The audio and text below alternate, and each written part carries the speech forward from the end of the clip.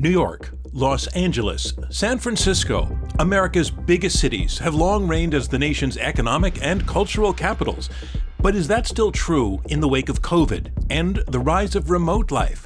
The pandemic has also made inequality glaringly apparent. Some cities are pushing back with progressive policies, but will those policies render city life even less attractive? And if so, for whom? So we asked the question, are big cities past their prime?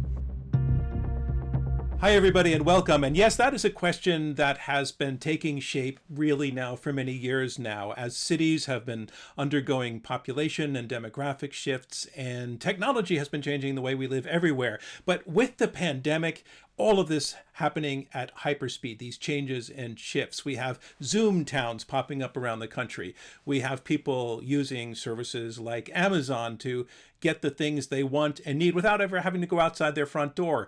We have streaming services like Netflix and Hulu changing not only where people are going for their entertainment, but when they're going for their entertainment. And we have even dating apps making it possible for people to find love and each other, not by going downtown, but by going online and maybe even going across continents. So does all of this mean that the best days of big cities are behind them? Or does history tell us that cities have always gone through their ups and downs, and when a city is down a little, there's always a chance that it's going to make a comeback? Well, these are the questions that we are here to debate right now. I'm John Donvan. This is Intelligence Squared.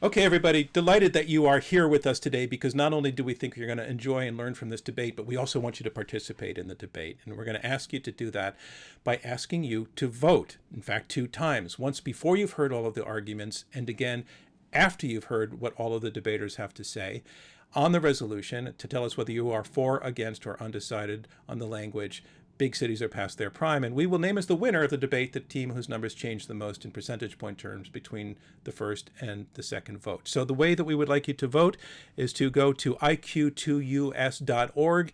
That's iq2us.org. You will find there a multiple choice field with the choices telling us whether you are for, against, or undecided on the resolution, on the statement, big cities are past their prime. I'll give you just a second to get your first vote in. And now it is time to see who it is who will be debating with us.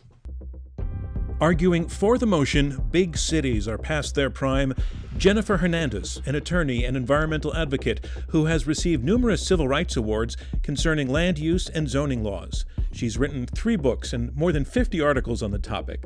Her partner, Joel Kotkin, America's, quote, Uber geographer, and executive director of the Urban Reform Institute and author of several books, including The Coming of Neo-Feudalism. Opposing them, Margaret O'Mara, a historian and professor at the University of Washington, who writes and teaches about the history of technology and American politics. She is author of Cities of Knowledge, and most recently, The Code, Silicon Valley, and the Remaking of America.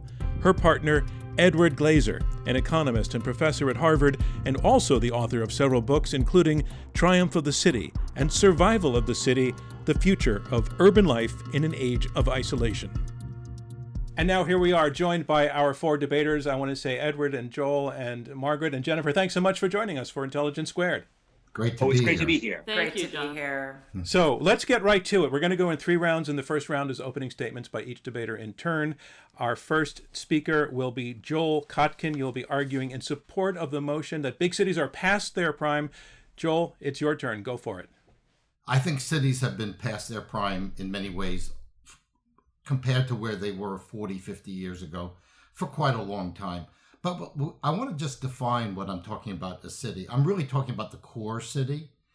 The metro region is a completely different thing and is much more important. And so what we're really seeing is that regions are becoming more important than cities as we have historically defined them. And these regions are predominantly suburban.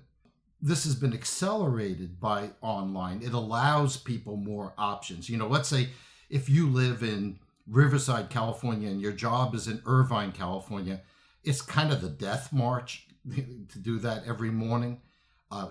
Besides the fact that it's bad for the environment, but and mental health. But the reality is, over time, we may be able to go once a week. We might be able to go once a month. We might be able to go twice a month. So I think that you are going to see this dispersion continue. I think H.G. Wells had it right about 130 years ago when he said it will become a place of concourse and rendezvous, and also a place of elegant extinction, because increasingly very few people will have children in cities, particularly middle-class people.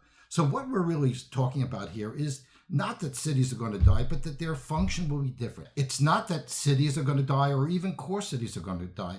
It's just that the world is changing, and in that changed world, suburbs and exurbs will be relatively more important.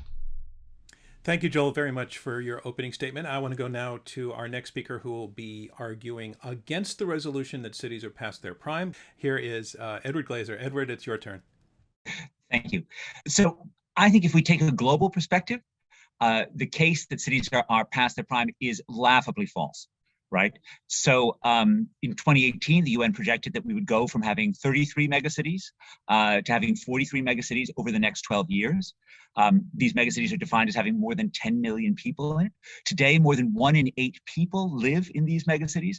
And we see places like Lagos, which has grown from 2.5 million in 1980 to over 15 million today. Bogota, which has increased from 3.5 million to 11 million. And Bangalore, which has grown from 2.8 million to 13 million, right? Cities are powering the growth of the developing world. They are providing enormous income benefits, and they're even places where self-reported happiness is demonstrably higher. So I think if we're taking a global perspective, this isn't even arguable. If we want to restrict ourselves just to the US, I think the case is closer, but I still think it is very much false that cities are past their prime. And in part, it's because I feel like we've seen this before. When I was a kid growing up in New York City in the 1970s, the Daily News headlines screamed Ford to city, drop dead.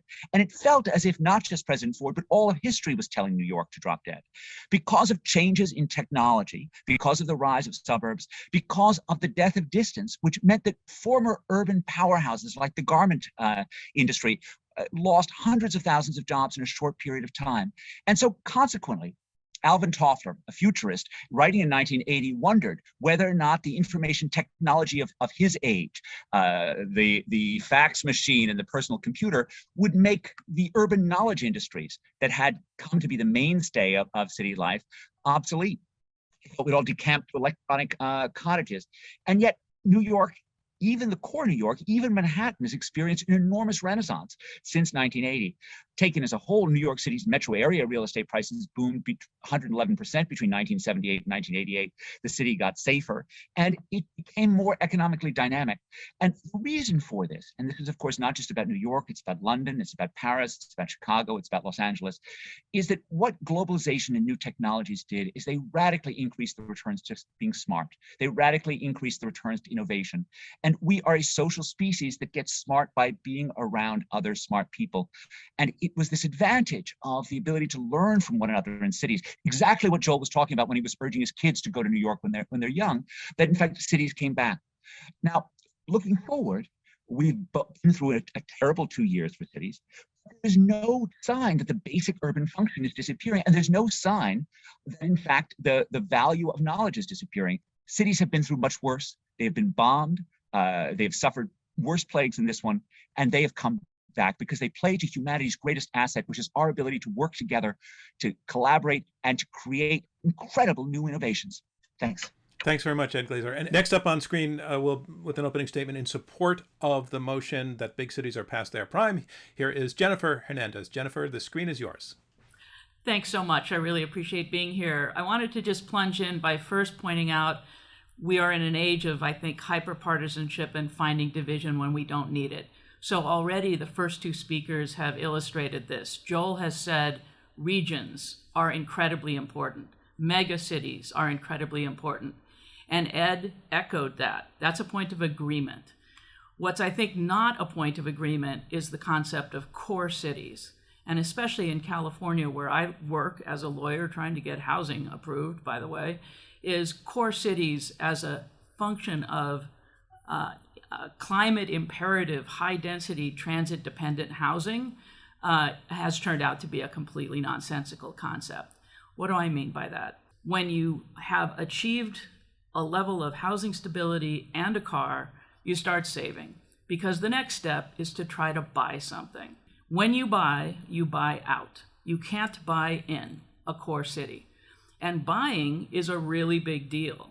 I represent civil rights groups in housing disputes, and buying and depriving people of the right to buy is consigning generations to poverty. And we have already enough redlining history in this country to not use a high-density, transit-dependent, core city dogma to insist that we're simply not going to allow new generations to buy into regions, megacities.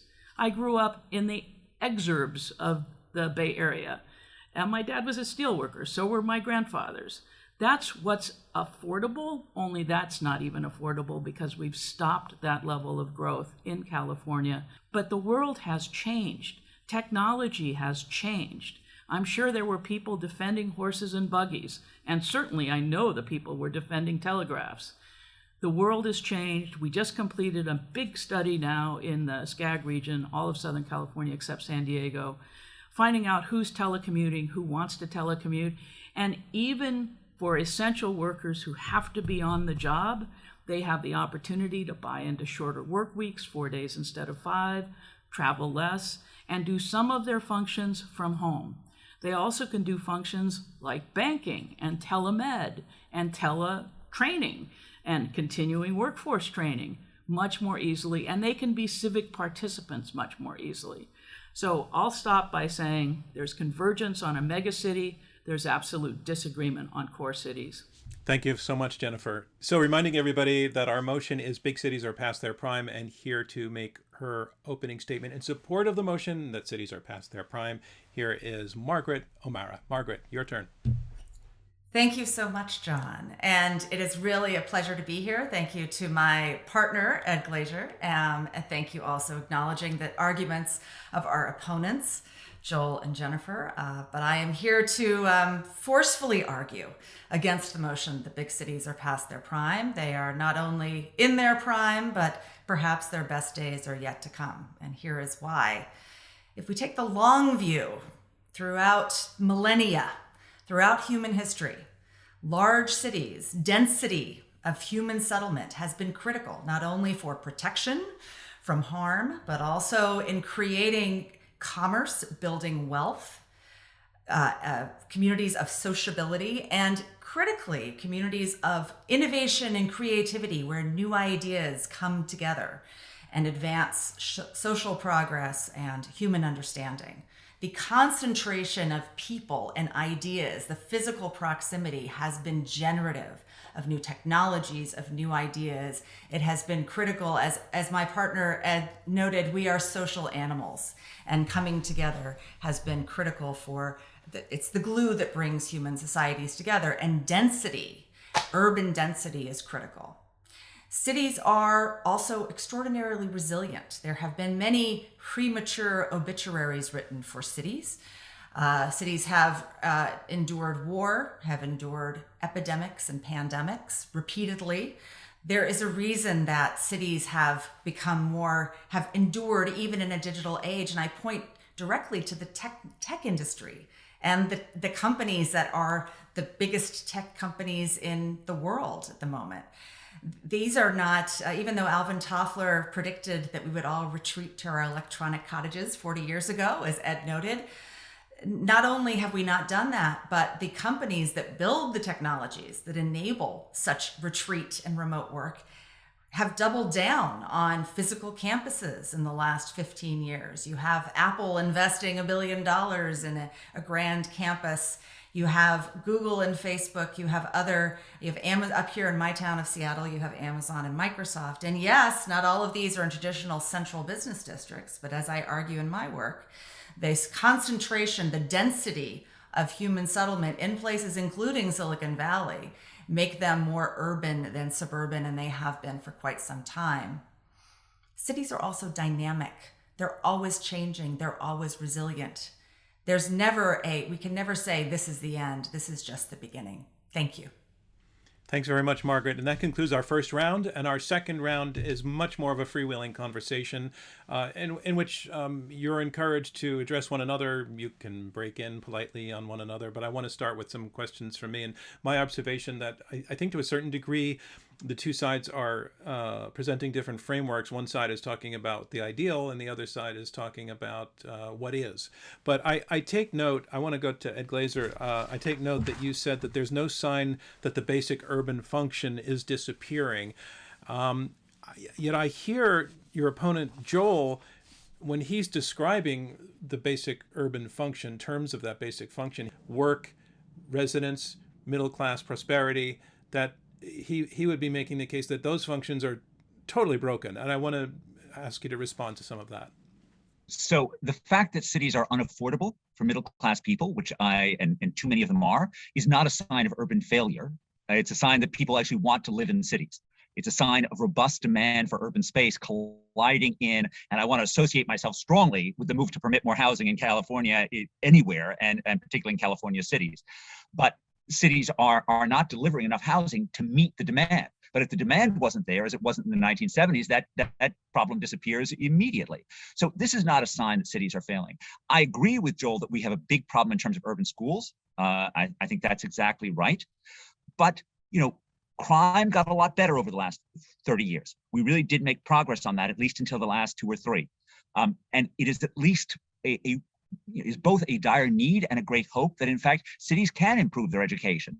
We do have a track record of cities getting better. Cities fixed places of enormous filth in the early 19th century and turned them into hygienic, sanitary places.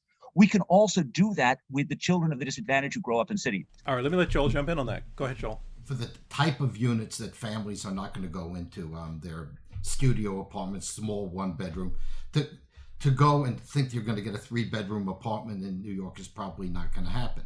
Now, part of the thing that is also happening is urbanity is shifting. I mean, Margaret was talking about Apple. Now, that's in Sunnyvale. I ask you, go to Sunnyvale, and you tell me that has anything to do with a city. I mean, as we traditionally understood it. Now, if you want to start saying that, as Frank Lloyd Wright said, the city is wherever the citizen goes, I think that's right. But the vast form of Silicon Valley, most of the growth in Austin, all taking place in mostly in suburban areas.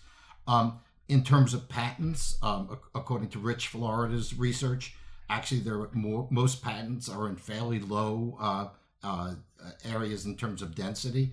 So, I mean, I think that there are functions where cities are uniquely strong, but I think a lot of their employees, a lot of their people, I think people have gotten used to having options. And I think that one of the big issues for cities, and this is maybe an area where Ed and I would agree, is cities have got to compete for people. There's now more options of where you can go in terms of which cities and what part of cities. And if I was to advise mayors, you got to deal with education, you got to deal with crime, and you've got to deal with having a middle-class economy. I don't see anyone in Los Angeles pushing hard to get Elon Musk to build Teslas in South LA. The kind of economy that we're evolving in our urban centers is one that's very bifurcated, and I don't think it's sustainable socially. I want to ask, I'm trying to sort of get a handle on the sentiment from the side arguing that big cities are past their prime. Joel and Jennifer, I don't get the sense that you necessarily are saying big cities are past their prime and that's too bad. I'm not hearing you say, I'm getting more of the sense big cities are past their prime and let's move on. And Jennifer, almost from you, I've almost got a sense of big cities are past their prime and good riddance. Am I reading you correctly on that? The core city as a middle class construct, I believe, is not only past its prime, but good riddance. The kind of jobs that are being discussed for lower or middle income workers even are service jobs for the wealthy and the professional class. Those are not jobs that traditionally have paid enough, nor will they pay enough, even at $15 and $19 an hour numbers, to afford housing in those locations. It simply doesn't work, and it's not going to start working. On the other hand, mega regions, which are anything but past their prime, they're thriving, and they're thriving globally. But to actually support a mega region construct, you have to make the mega region work. You have to recognize that transportation solutions have to work within and between suburbs, not just that there's some hub of a spoke. I mean, Cambridge is not Boston. They are two spokes or two hubs. And that is the model that is actually happening. And to actually make housing work and school districts work and civic participation works, we actually have to stop planning for downtown San Francisco. We have to start planning for the region and planning for a middle class success route in the region. And that the Bay Area has broken as well. So it sounds as though what we're debating about is maybe what has been called downtown. If you're in Manhattan, downtown is south of 14th Street. But in most communities, there's the notion that there's a dense urban area that you're going to go to. If you have enough wherewithal, you're going to live there. If you're able to live and work there, you would like to do that. And you're going to dine there. You're going to go to movies there. You're going to raise your kids there. That downtown, is, I think, is the kind of thing that we're talking about is threatened now. And I want to go to Margaret. When you hear Jennifer essentially saying, yeah, good riddance to that model, what's your response to that? Well, our response is that everything we're talking about here in terms of housing and infrastructure and even the downtown itself is the product of public policy creating market incentives, and those change over time. Why do we have central business districts? That's a result in part of the rise of new types of industries, white-collar service industries in the 19th century, new technologies of building that allowed for skyscrapers, but also zoning laws starting in the early 20th century that separated commercial activity from industrial activity from residential activity. Ed, I want to come to you, and you and Margaret have been talking about how the value of cities is the proximity of human beings being able to see each other face to face, talk to one another, go upstairs, go downstairs, run into each other in the neighborhood, see each other in the grocery store, or in that nearby workplace. That's where human interaction happens. That's where innovation happens. And you've heard from them a series of reasons they don't think that that's necessarily, number one, working, but also not really necessary. That the implication being that technology, and we've seen this the case made more successfully in the past year or two because of the pandemic, that technology is replacing that human need to be each other, to be our best selves, and to be our most productive societies. I would really be curious to hear what your response to that is. Great, thank you, John. And this affordability discussion reminds me a lot of Yogi Berra's line that Toots Shor is so crowded that nobody goes there anymore. Right? That in fact, big cities or downtowns or whatever you want to say are just so desirable that they're clearly past their prime, because that's what those high prices mean. And whatever the sort of argument about, that these faux downtowns that are created on the BART stop a long way away from San Francisco that they're not going to sell, that is just completely irrelevant for the dynamism and continuing desire of people to actually be in real cities where they're next to each other. Returning to the key issue of face-to-face contact and work, we have a fair amount of pre-COVID evidence on just how strong the connection is between high levels of employment density and productivity. So certainly, if you look within greater New York, the correlation between employment density and productivity is enormously strong. If you look across metropolitan areas, the correlation between employment density and GDP per capita is enormously strong. Now, what do we know about this Zoom thing? What we know is that for many activities, it was absolutely dismal. For example, for schooling, right? The world of, we have a number of studies of remote work at this point in time, and it's somewhere between disastrous and catastrophic in terms of kids, in terms of younger people learning over Zoom. There are simple tasks that can be done remotely, relationships that can be done remotely that work, but the ability to form new relationships is much more hampered. And I'm just going to read to you from an abstract from the journal Nature by Sonia Jaffe and her co-authors, and this is a study of tens of thousands of Microsoft workers. Our results show that firm-wide remote work caused the collaboration network of workers to become more static and siloed, with fewer bridges between disparate parts. Furthermore, there was a decrease in synchronous communication and an increase in asynchronous communication. Together, these effects may make it harder for employees to acquire and share information across the network. So this switch to remote work was not some costless thing. It was a real change that had real effects on the way that relationships work. And relationships are fundamentally the engine of creativity. I will just say personally, we had our first in live all department seminar yesterday, and it was just magical. And there's just no comparison between a Zoom seminar and face-to-face contact where ideas are just bubbling all over the place. Would that in-person meeting not also be possible if you're out in the suburbs somewhere? Having a live, for sure. But you know, the proximity between people is fundamentally what cities are about delivering. So we're in Cambridge, we're not in downtown Boston, that's right, but this is still, you know, a big city by almost any reasonable definition. And it is certainly possible to have a meeting, to have a conference in the suburbs and have everyone in the same room. But that tends to be a very planned event rather than the sort of more, more random, more bump rate related interactions that so often happen in dense urban areas. I'm also curious to ask all of you about a political question. Many of the cities we're talking about, by no means all of them, and of course there's a whole gradation of what do we mean by cities, which keeps coming up here. But if we talk about Boston, if we talk about New York, we talk about Los Angeles, we talk about Seattle, where the Bay Area, we're talking about communities that have elected regularly quite progressive leadership, and we're already seeing this notion of a great separation taking place among the population, progressives moving to cities and conservatives moving out of cities. It may be overstated, but you know what I'm talking about. And I'm just curious to go to you, Joel. To what extent does the political dimension to this, if at all, play into your argument that cities are past their prime?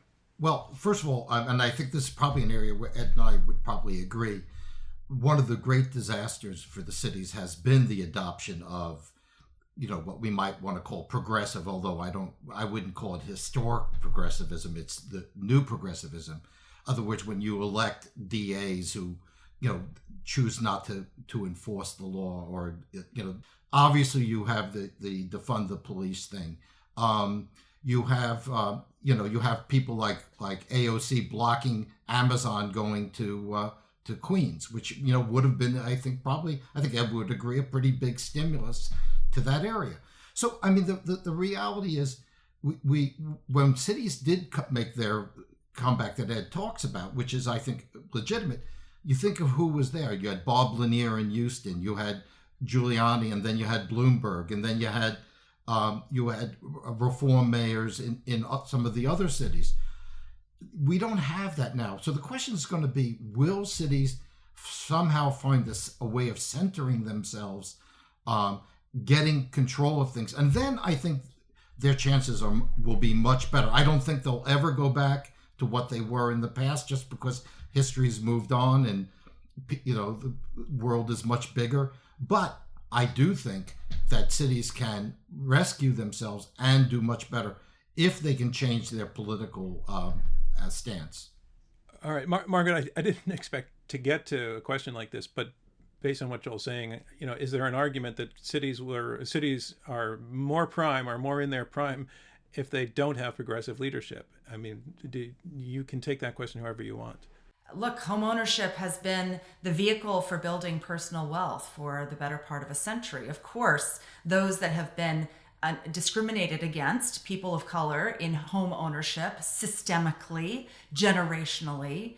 Of course, the access to home ownership is a critical vehicle of wealth creation. But what if there were other ways to build economic opportunity?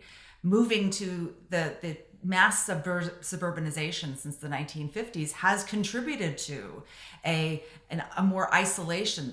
It's more unlikely for people to encounter one another. This geographic sorting of progressive cities and conservative suburbs and rural areas is in part, this is accelerating political polarization. And we have plenty of evidence, again, taking the long view, that simply having people as neighbors and finding a way to rebuild that social fabric goes a long way. So, I'm hearing the side that's arguing that cities are not past their prime, talking about acknowledging that cities have had a rough couple of years, but that a comeback is possible, and that abandoning the goal of trying to help them come back is not the way to go. Whereas your opponents, I think, are saying, let's let it go. Times change, things change, the world has moved on. But I want to take that question to Jennifer, just in terms of investment in cities. I mean, again, traditional cities. I mean, let's say an investment in Manhattan, let's say an investment in San Francisco. Are cities worth investing in to try to establish their primeness again? So on transit first, our spend on mass transit has been extraordinary pre and post COVID, and ridership has dropped every year. Again, pre-COVID. There were more people working remotely in Southern California than there were using transit at a time of unprecedented investment in transit. It costs too much. It's too slow. When you go to voters and say, hey, can you approve a transit bond measure, sales tax? And they say, sure, when will the improvements be done? And realistically, you have to say 30 years, which is an entire working person's life. You have to think, wait a minute, there's a lot that's broken here. And so rather than throw good money after bad and try this time to maybe persuade more people to ride a bus, which has been falling nationally, maybe it's time to actually think about investment where the money will go the farthest, where you can improve life for more people. And how many more people becomes an important metric. I love biking. I love bike lanes. 1.1% of Californians commute by bike. And yet our spend on bike lanes is huge relative to our now open contempt for the idea of relieving bottlenecks on highways, even for carpool lanes, which are disfavored. Who's being hurt versus helped by that policy? Who drives the most? It's people who are priced out of the inner city. And I use inner city this time for the core that was built on a different business model with, as Margaret says, very different social priorities, which then sucked up all kinds of resources for the region, transit being the easiest example. But in San Francisco, it takes almost $1 million per unit to build an affordable housing unit. I want to take your comments about transit and investment in transit to Ed. 40 years of transportation economics at Harvard can be boiled down to 4 words, or so the old joke goes: bus good, train bad. There's a lot to like about smart buses. There's a lot to like about congestion pricing. And we need to be really careful on any large-scale transit system whether or not the costs don't rapidly, massively exceed the benefit. So I believe that cities are worth investing in. I don't think the federal government needs to subsidize them. I think that they can invest in themselves with their own property tax revenues. But I would not be prioritizing new transit lines. I would be prioritizing, like Joel would be, kids growing up in schools. And mostly I would be unleashing the builders who, not subsidized, but with fewer regulations, will build a city of the future if they're just not held in a regulatory straitjacket. I think it is very frankly disrespectful to a whole lot of Americans to say cities are the future. I think cities are, of course, the future. So are university campuses, but they evolve. And I think it is disrespectful and fundamentally quite racially discriminatory to say, we want you all to want to live in a place you can't afford. Period, the end. They are simply unaffordable.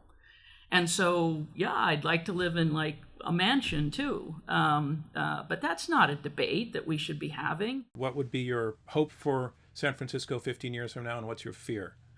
So I was born in San Francisco, and so was my son. I wanted to work there from the time I was a little girl on the outskirts of the Bay Area. And I did work there, and I was within, 4 blocks of one location in downtown for more than 30 years of my legal career. I have huge affection for San Francisco. There's a book by Michael Schellenberger called San Francisco, which tells the story of progressive cities and their governance challenges. And one of the most powerful politicians in California during my lifetime, former mayor, former head of the legislature, Willie Brown, said, you can't do anything about the homeless in San Francisco. The advocates won't let you. And that is the story of San Francisco. We spend $1.1 billion with a B dollars on homeless service providers, all of whom think they're doing great work, and there's no accountability. I hear you painting a pretty unfortunate picture, but is your hope that that can turn around and your fear that it won't? What's your hope? Rather than describe the present, what's your hope for the future and what's your fear for the future? There's enough money in San Francisco to change to a governable society. It will require confronting as opposed to pretending there's consensus with the radical left. I do think there's hope. And Ed Glaser, same question to you. What's your hope for the city of San Francisco in 15 years, and what's your fear for it? You know, cities should never apologize for their inequality. Cities are places where it's a really fun place to be rich, and it's often a less intolerable place to be poor. But that inequality, right, which reflects, in fact, the strengths of cities in many ways, is only tolerable because if cities are proving to be escalators of upward mobility. Too often American cities have failed to do that, and that includes San Francisco. And there's no question, my hope for San Francisco is that it does better for both the children of the disadvantaged, and that means, as Joel has said, fixing the schools, and it does better as an engine of upward mobility, not just for the people living in San Francisco, but for people who commute in, not from Stockton, but from places that are reasonably close. So that's your optimistic scenario. What's your pessimistic scenario for the city? They keep on doing the same stuff. The schools are crappy, and they don't build any more housing, not just in the city, but outside the city as well. Okay, thank you all for letting me conduct that brief poll. That's going to wrap up our second round, and I want to move on to our third round, which will be closing statements by each of you in turn. They will be brief, 2 minutes each, and making his closing statement in support of the resolution that big cities are past their prime. Here again is Joel Kotkin. Joel, your turn. Go. Okay. I just want to make this point that there's been a huge tradition in this country to look at suburbs as places filled with angry, white, alienated people. Well, I can tell you 96% of the growth in suburbia in the last decade was among minorities. I think that we have to understand also that people in the suburbs, it's not like they don't talk to each other. Actually, if you look at most of the studies will show you that people are more social in the suburbs, particularly in suburbs where people are homeowners. I know in my own neighborhood, which is diverse, that there are people who are, we during COVID, we were really helped each other a lot. There's strong civic association in suburbs, and they're not the boring places that they once were. It's become more interesting. So I think that basically we have to understand that most Americans, the vast majority, are voting with their feet for suburbs and exurbs. That doesn't mean we don't pay attention to cities, but we have to start thinking more about them. And I think academia in particular has been really, really slow to address these issues. There's very little study of the places where the vast majority of Americans live. That, I think, is a great failing that we have to correct. We have to start thinking about how do we make life better for the vast majority of people. I think that's the challenge that our society faces, and it's a challenge that cities also need to face. Thanks very much, Joel Kotkin. Our next speaker making a closing statement is Ed Glaser. Ed, you're up. So the topic that we're debating is not whether or not suburbs are important and often good places and places that need study. The debate is not that, certain downtowns are somewhat dysfunctional, especially when the police leave them. The topic is whether or not big cities are past their prime.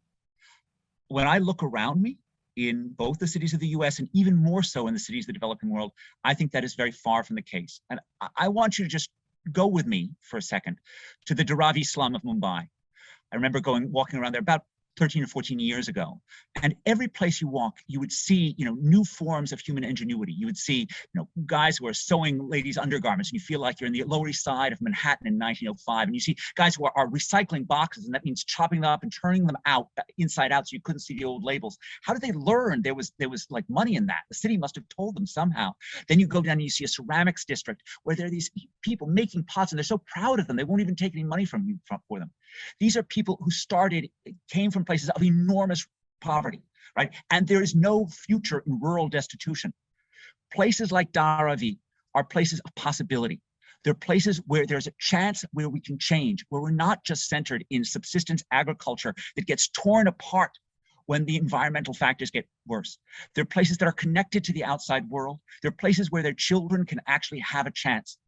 The fact of the matter is, regardless of what is happening in Orange County, the important things that are happening in cities are happening in the developing world, where billions and billions of people are finding a better future for themselves in big cities, right? And for that reason, right, even though cities have been working miracles since Socrates and Plato bickered on an Athenian street corner, I believe very much that the age of urban miracles is not over. And big cities are absolutely not past their prime. Thank you very much, Ed Glaser, again, making the argument against the motion that big cities are past their prime. Our next debater will be speaking in support of the motion for her closing statement. Again, for the motion that big cities are past their prime, here is Jennifer Hernandez. Jennifer, you're up. Thanks very much. So I'm going to come back to where we started, or at least where I started, which is we're talking about big cities as the core city, not the mega region. I have agreed here and elsewhere that the mega region is the economic engine of the future. It is possible and in fact probable that the vast majority of people living in a mega region will be living at a suburban scale. It is also the case that even in big cities, there's a village around your very own neighborhood and around your very own workplace. People do like walkable opportunities to interact with other human beings, and that occurs regardless of how many people are on a sidewalk at any given moment of the day. We will continue to be humans that can actually improve our lives if we recognize and respect the choice of people to own a home, to live in a place that they feel safe, and to respect the fact that those now seeking that kind of housing opportunity in the US are minority members of our world. And we need to knit ourselves together. Increasing diversity in suburbs has been a reality for now a long time, except for the suburbs that stop growth. That's the immoral conclusion of the parts of mega regions that have priced themselves out of middle class home ownership. And that is to be attacked and criticized and condemned. Thank you so much, Jennifer. And Margaret O'Mara, you get the last word. Your closing statement will be against the motion that big cities are past their prime. Here you go. So in 1832, New York City had a devastating cholera epidemic. So did many of the big cities of North America and around the world during that time. Over 3,500 New Yorkers died, and the proportion in today's 8 million population of New York City would be as if 100,000 people perished.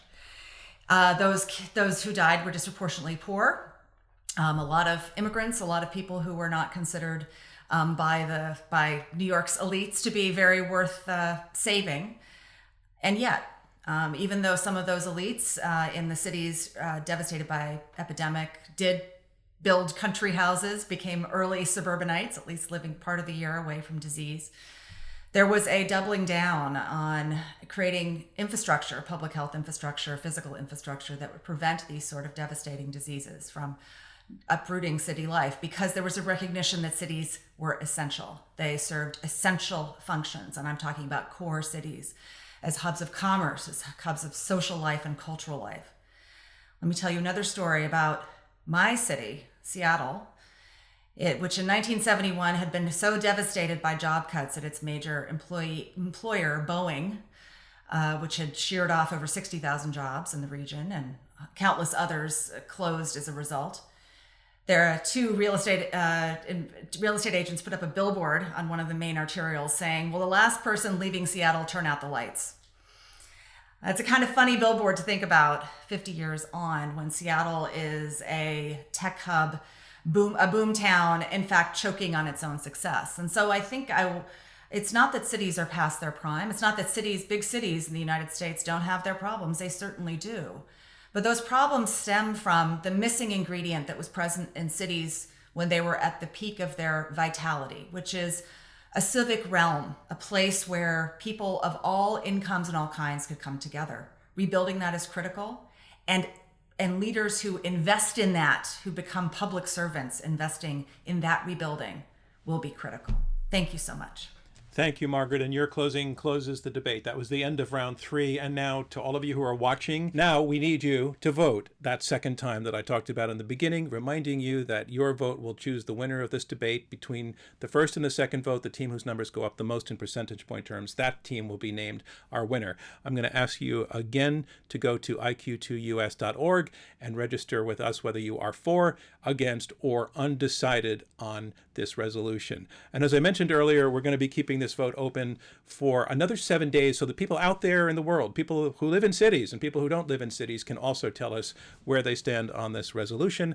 And after 7 days, we will announce the winner on our website, iq2us.org.